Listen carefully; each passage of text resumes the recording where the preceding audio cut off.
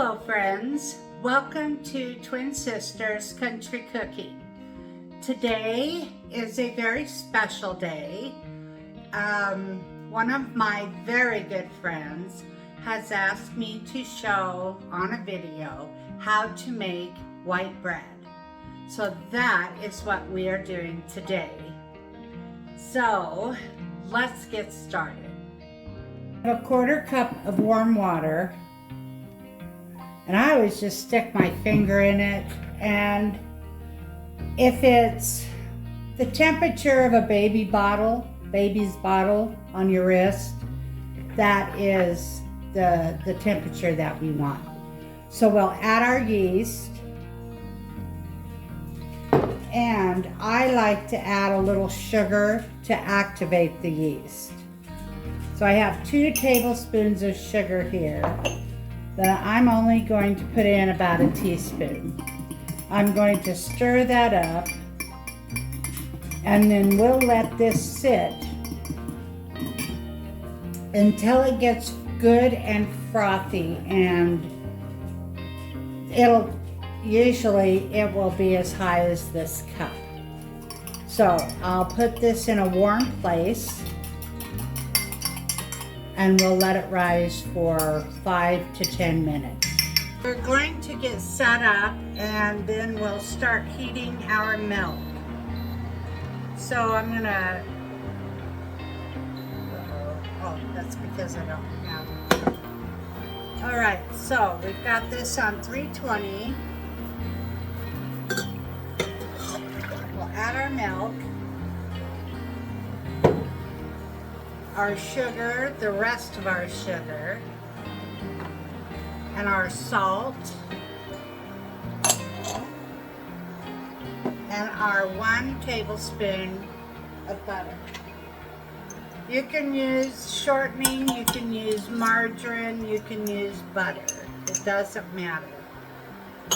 Now on this, we just want to heat this up until the sugar and the salt have dissolved and the butter is almost melted. Now, anything beyond that, your milk is going to be too hot. And if our milk is too hot, it'll kill the yeast. So we don't want to kill the yeast.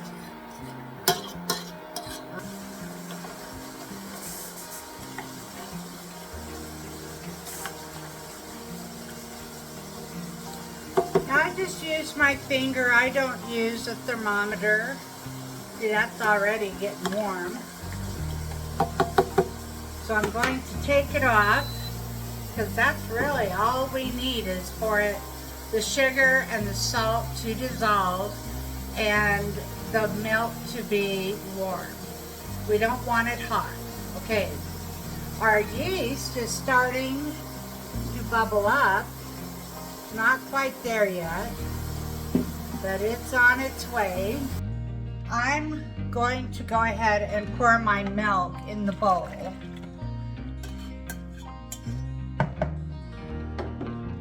And I will test it. It's a little too warm for my yeast. But we're also going to add 2 cups of the flour before I add my yeast mixture. But right now, I want to wait until this is risen a bit.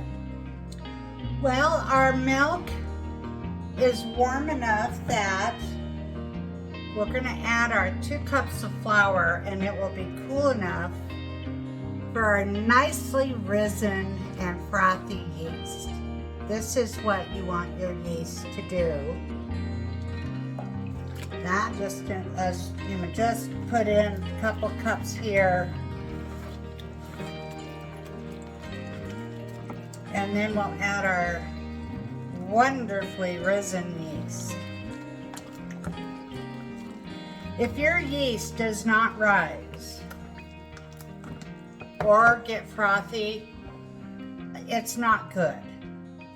I will say, I have spent 2 days making white bread, and my yeast did not rise, and I did not even then realize my yeast was bad.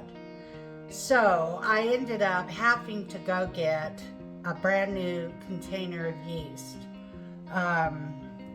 The bread that I made with the yeast that didn't activate properly was only about that tall. So we cut it up, put it in the freezer, and we'll make French bread out of it. But I wanted to make a very beautiful loaf of bread, so this is the kind of yeast. This is what you want your yeast to look like. All right, so we'll pour it in and we'll get started mixing our bread. I'll just give it a little stir. And then we'll start adding our flour. So that's 2.5, 3. I only add about a cup at a time. And then I'll mix it up really good. So I think here I'm going to switch. I'm almost ready to start doing this by hand. I like to knead as much of it as I can in the bowl. All right, so I'm going to take this to the cupboard so I can show you how I'm kneading this.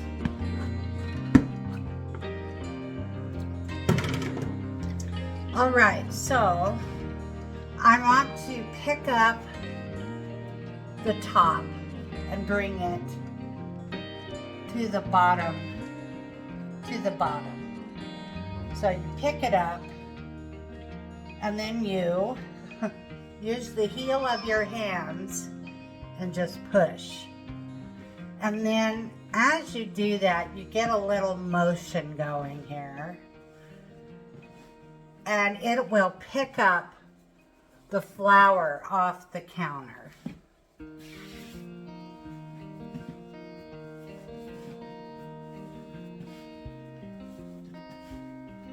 This dough feels beautifully warm. You want your dough warm. So I am not running my fan because it is a warm morning, but I want my dough to stay warm.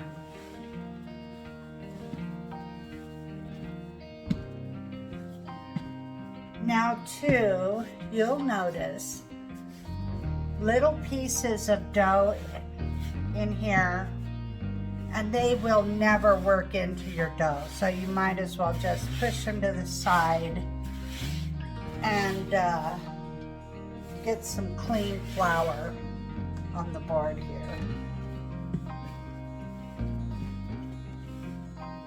That way your dough is beautifully smooth and elastic. Oh, this feels beautiful.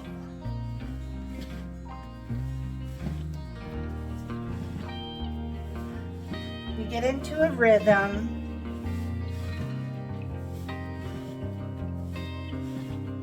And I'm going to set the timer. Usually takes about 8 to 10 minutes to knead your dough.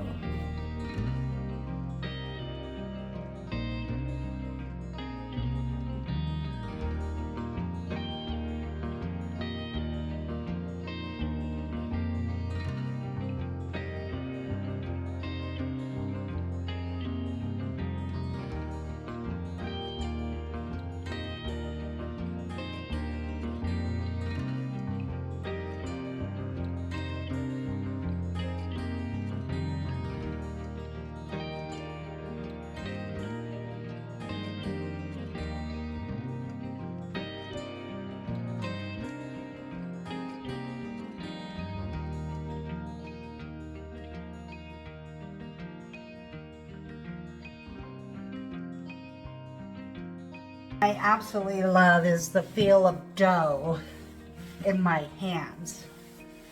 You can tell if your dough is good or if it's bad. just by how it feels in your hand. This dough feels beautiful. It's warm, it's pliable. It doesn't feel hard, it feels soft.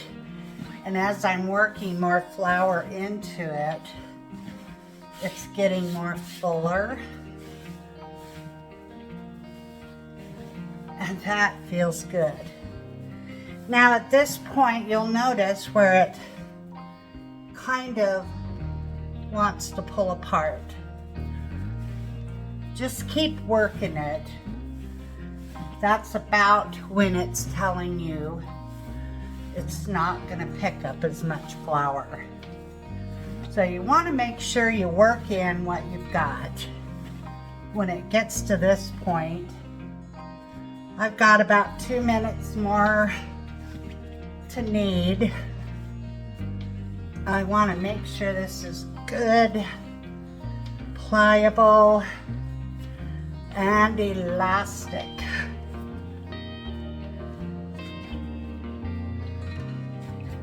Oh, it feels really beautiful. Now we'll just tighten it up.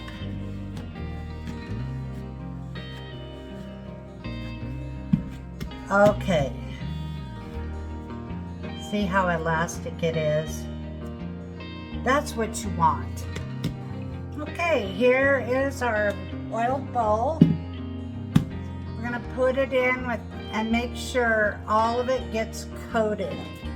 We don't want it to get hard on the top, and we don't want it to dry out. So, and then we'll cover it, and I'm going to put it in my oven, and it's got the light on for an hour. So I'll see you in an hour. Our bread has risen.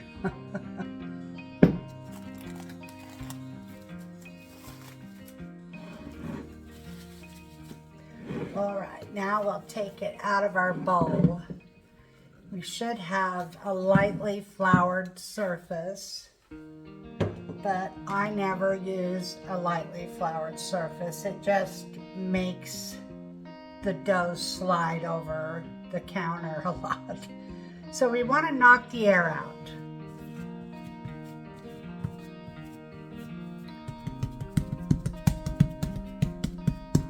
Knock it out, and then we'll put it back into a ball. And folks, I wish, oh, can you see that? It's just beautiful. I don't want to get this too cold, so now that we've knocked the air out, we want to make 2 balls. Now I'm going to make one a little bigger than the other, and the reason is I want a nice looking loaf of bread.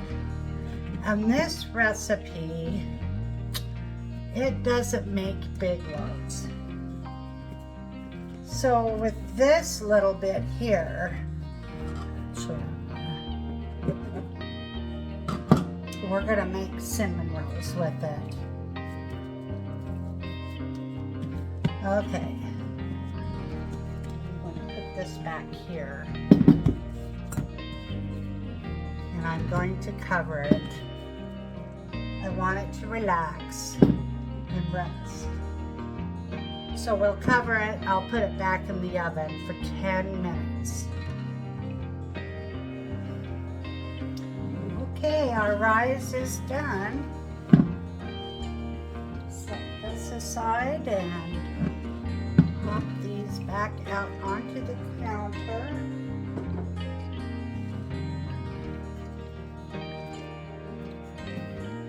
Set that aside. Okay. So this is about as wide as I want my dough. So when we're rolling this out, keep that in mind. Oh, this just is wonderful.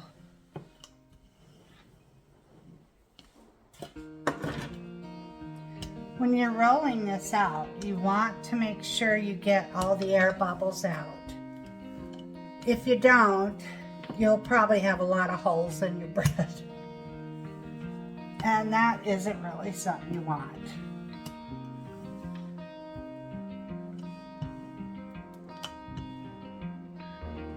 Okay.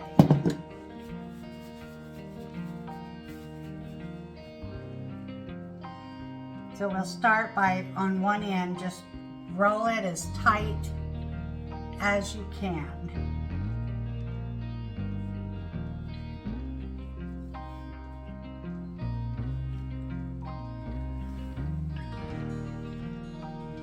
If you have to,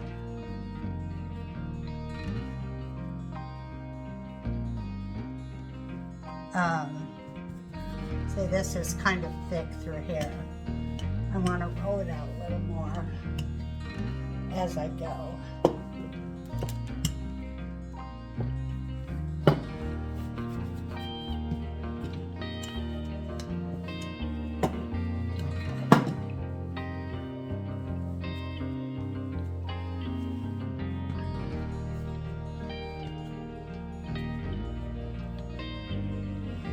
And then you want to pinch your ends and seal them.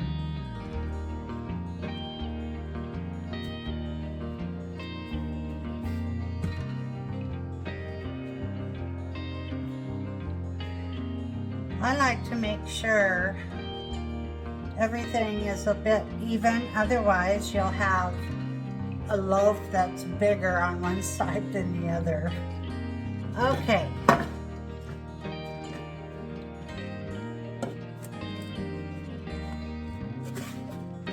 And I also like to try to keep it as straight as I can in the bread pan, otherwise it'll curl on you.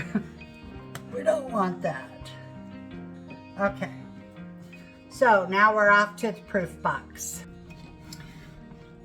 Our bread is proofed and ready to go to the oven. We'll wait for it to cool off about 15-20 minutes. And then we'll cut into it and try it. Our bread is cooled down enough for us to try it.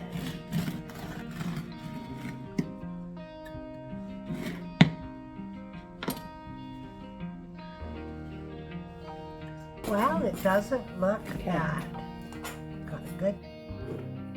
Of course, I'm gonna butter this piece of bread, and then we're going to try it out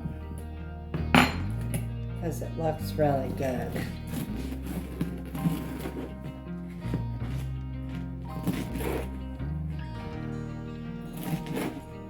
Okay, here we go. Oh, that tastes really good. This is a very delicious homemade white bread.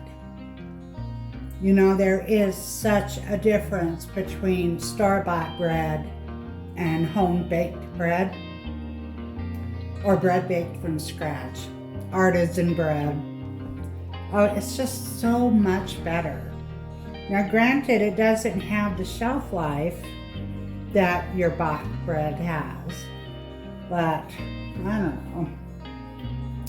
Back in the day, we didn't really have a choice. We didn't go buy our bread. We baked it for a whole week at a time. And then that was an every weekend thing where we baked our own bread. So this is delicious, and I'm sure you'll love it. Well, folks, thank you for stopping by. I hope you enjoyed our video. If you could, hit that like button, ring the bell, and subscribe. And comment. That really helps our channel. And you have a wonderful day. We'll see you next video. Bye-bye.